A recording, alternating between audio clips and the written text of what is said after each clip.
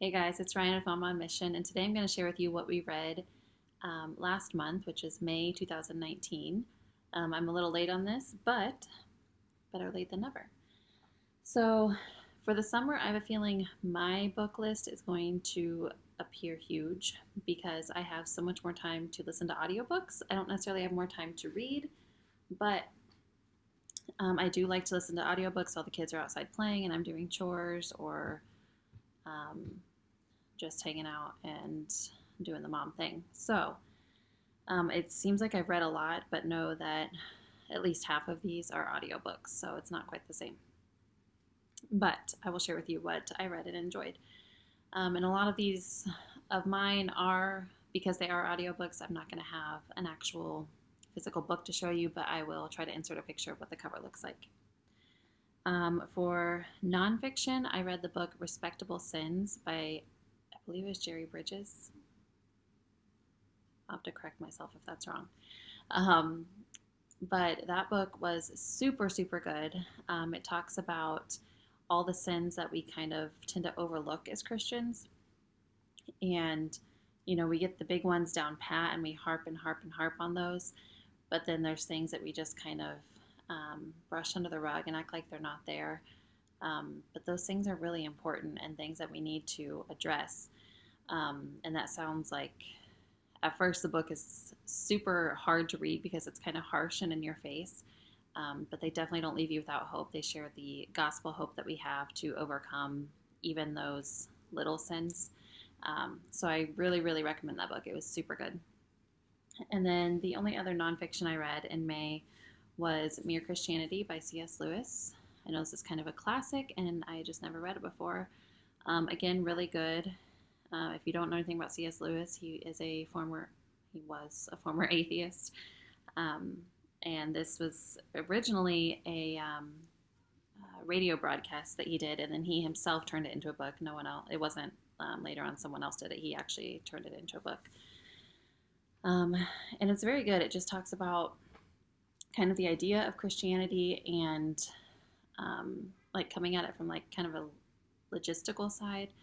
Um, like comparing it to other worldviews, and I don't know, it was just eye-opening, and I think it would be good for Christians and non-Christians alike, actually. And then on to my huge list of fiction for May. I read a book called The Graveyard Book.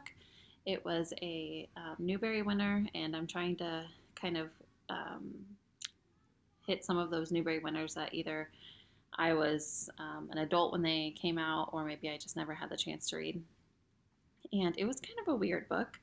So, obviously, written for a younger audience, but it was dark, but not like scary.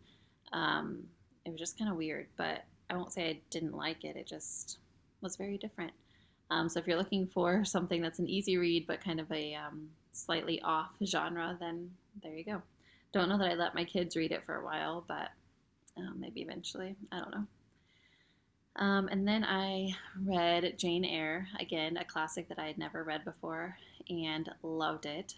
That's probably one of my favorite classic romance novels, I guess. I don't even know if you'd call that a romance novel. I hate that term, but um, just the underlying current of redeeming love in that story, and I don't know, really good book.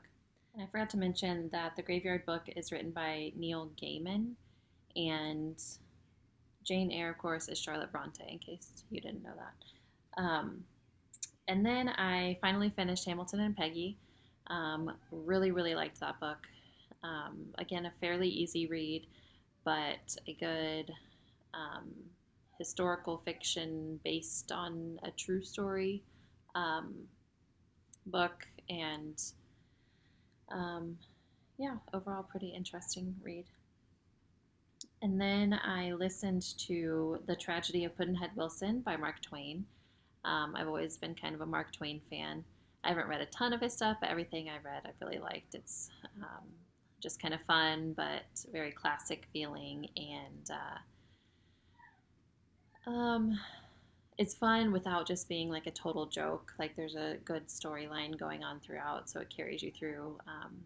but with a lot of humor involved. And then I started The Woman in Cabin 10 by Ruth Ware. This is recommended to me by my sister. And I started it in May and finished at the beginning of June. So when I do my June book list, then I will let you know what I thought about that one. And then I also started another Ruth Ware book, The Lying Game, and I'm borrowing this one from my sister. And I'm about a third of the way through, and super, super good. Again, since I haven't finished it, I don't want to give my full review on this yet, but so far I'm liking it. I had a itch for kind of more mystery thriller type books, so she definitely fulfills that for me. So on to our read alouds. We finally finished My Side of the Mountain, and my boys said they liked it. I wasn't a huge fan, and even though they said they liked it, they didn't seem excited about it. To me, it was just, and I know it's kind of a classic, so I feel bad saying this, but to me, it was just kind of, there wasn't much of a storyline to it. It was this kid runs away, and this is what he does to find food and shelter, and this is who he encounters, and then it's over. Like, there wasn't much of like a climax and a resolution. So I didn't find myself like really wanting to hear more. But it was fine, and I'm glad we read it. And then I let my son pick our next book, and he picked The Indian in the Cupboard. We have this movie, and we've already watched it. Usually I don't let them watch those kind of movies until we read the book, but he got it for Christmas and wanted to watch it several months ago, and he wanted to read it. So we're reading this and really enjoying it. I think we're about a quarter of the way through. So I'll let you know what we thought about that next month, hopefully. Now on to my second graders reads. A lot of these we've taken back to the library, so I'll just have to try to insert a picture here. Oh, and by the way, in case you don't know, My Side of the Mountain is by Jean Craighead George, and Indian in the Cupboard was Lynn Reed Banks. And so Jude read this month a Lego Nexon Nights book, or Nexo Nights. I don't know. I'm not down on the Lego lingo. But it was by Kate Howard. It was called Double Trouble. Super easy reads for him, but he likes them, so I let him read them.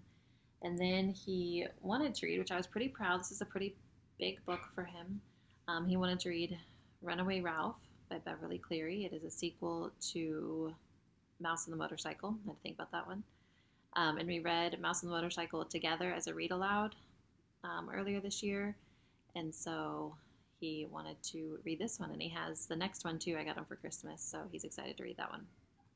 And he really loved this one. He said he thought it was pretty funny. And then he read another easy book to follow up that harder one. He read Scooby-Doo and the Mystery of the Aztec Tomb by Laurie Sutton, and it's a choose-your-own-adventure book. And I realized a few months ago that he didn't really understand how those worked. I got him one from the library, and he just read it all the way through, and he was like, I liked it, but it didn't really make that much sense. And I'm like, oh. So he got this one, and I explained, at the end of the page, it tells you which page to go to. So he really liked that one. And then, except he went through and then like played out all the different scenarios all the way through. So that was kind of funny. And then he read Invisible Stanley by Jeff Brown and really liked that one. He's really into the Flat Stanley books. And then he read another easy one, Superman and Livewire by Blake Hona, I think is his name. He thought that one was okay. He didn't love that one. So, and then he just finished up Flat Stanley's Worldwide Adventures #3, The Midnight Ride of Flat Revere. And while this is obviously based on Jeff Brown's Flat Stanley, it was actually written by Kate Egan. So in these ones, I think Stanley just goes on different adventures around the world. So he's read a few of these and really likes them. So those are our main reads for the month of May. He's also doing a Bible reading challenge, so that's getting in some reading time for him. And then We've been reading a lot of library, just picture books with my 5-year-old and our 16-month-old.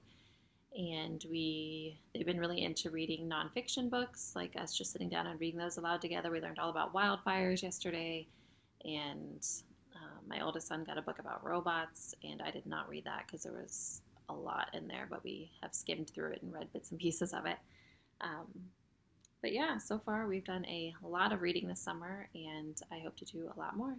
And I thank you for watching, and I'll talk to you next month.